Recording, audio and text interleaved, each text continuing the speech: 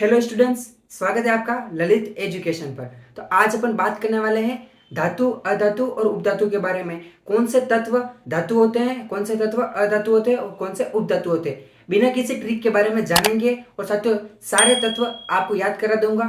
कोई भी कंफ्यूजन इस क्लास में आपको नहीं छूटेगा। अगर हो तो कमेंट में डाल दीजिएगा और चैनल पर नए हो तो सब्सक्राइब कर लीजिएगा। और साथियों, ये प्रश्न दे रखे हैं, लास्ट में अपन प्रश्न करने वाले हैं जिससे आपके कुछ और डाउट होंगे वो भी क्लियर हो जाएंगे।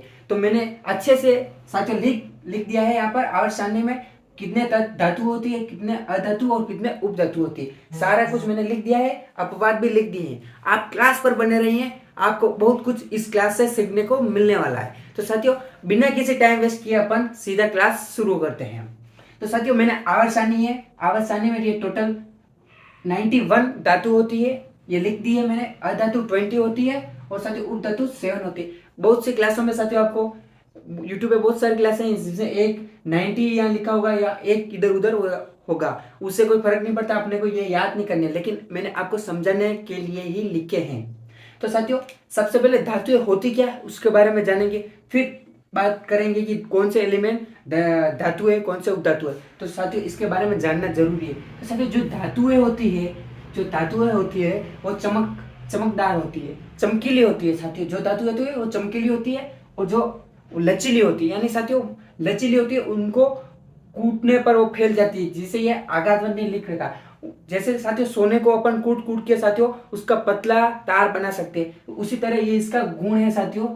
लचीली होती है, चमकदार होती है, आघातवर्तनीय होती है। आघातवर्तनीय का मतलब है उसको कूट कूट के आपको फैला सकते हैं। और साथियों, विद्युत की सुचालक हो सकती है। साथियों, यह विद्युत की सुचालक हो सकती है, इससे अपन धारा भी प्रभावित कर सकते हैं। साथियों, लंबा तार बना के इसमें धारा प्रभावित करा सकते हैं। तो साथियों, ये इसके गुण हैं। तो पहले अपन धातुओं के बारे में ही बात करेंगे, लेकिन इससे पहले अपन ये इनके जो गुण है वो समझ लेते हैं। साथियों, अधातु है तो साथियों ये मुलायम होती है। साथियों, ये लचीली होती है, ये मुलायम होती है। साथियों, मुलायम यानी इसको छूने पर साथियों ये मुलायम जैसे अपने को लगती है। और साथियों चमकहीन, इसमें चमक होती नहीं है बिल्कुल। और साथियों, इसका एक अपवाद है आयोडीन। आयोडीन है साथियों, ये है अधातु आयोडीन, लेकिन ये चमकीली होती है। ये साथियों बहुत से एग्जाम में क्वेश्चन आया हुआ है, ये इसका अपवाद है। तो साथियों आप लिख लेना कि आयोडीन होती है, आयोडीन है, अधातु है लेकिन वो चमकीली होती है, तो ये अपवाद है। तो साथियों ये आप लिख देना, आयोडीन नोट कर लीजिएगा। यहां से अभी मैं मिटा रहा हूं, ठीक है साथियों। अब साथियों बात करते हैं उपधातु की। तो साथियों इसमें धातु और अधातु के दोनों गुण पाए जाते हैं, जिसमें से आपको साथियों 7 उपधातु होती जो ये लिख रखी है। आगे अपन बात करेंगे और लेके चलता हूं वापस आपको धातु की ओर। तो धातुओं के बारे में हम याद करते हैं कि धातु को कैसे याद करेंगे।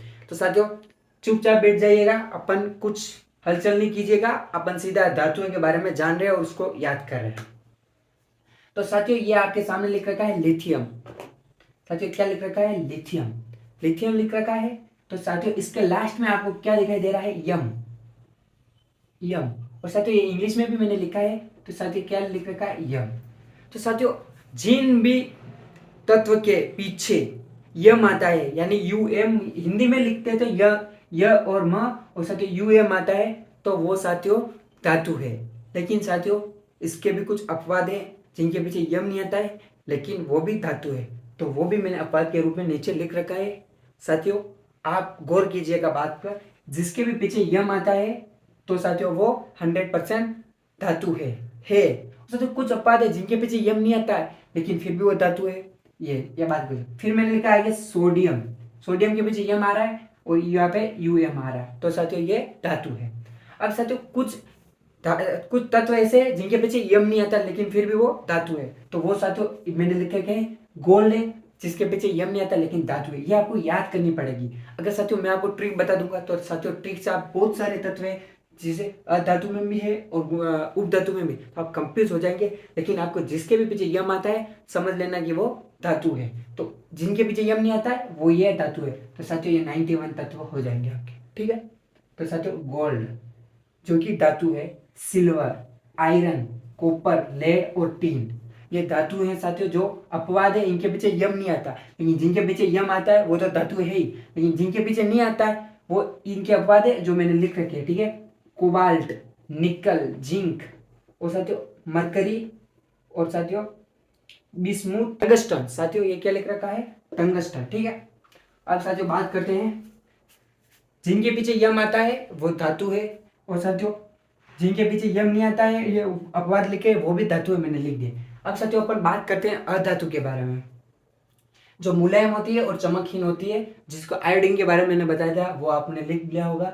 अब बात करते हैं हाइड्रोजन। इसके पीछे क्या आ रहा है साथियों? न। क्या आ रहा है इसके पीछे? कार्बन के पीछे न। जिसके पीछे न आता है ये ई एन, तो साथियों अधातु है। सिंपल सी बात है, जिनके पीछे अन आता है वो अधातु है, जिनके पीछे यम आता है वो धातु है। ऐसे याद रखना। इसके अपवाद है, इसके अपवाद सिर्फ 4 है साथियों, बिना किसी झंझट में फंसने का ही नहीं साथियों।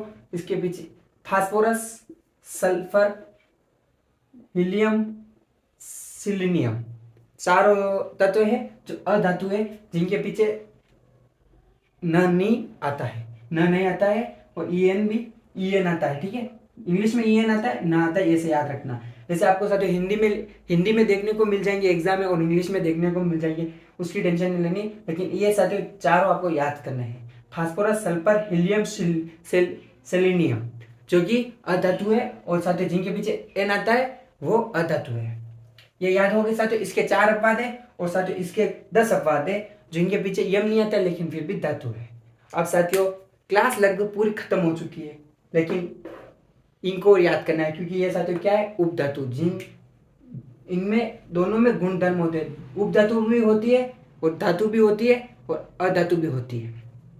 ठीक है साथियों, इसमें आपको याद रखना boron, silicon, germanium, tellurium, polonium और आर्सेनियम और एंटीमनी, ये सातों उपधातु है, जिनमें धातुओं का गुण भी पाया जाता है और अधातुओं का गुण भी पाया जाता है। तो साथियों इनको आपको याद करना पड़ेगा, 7 को।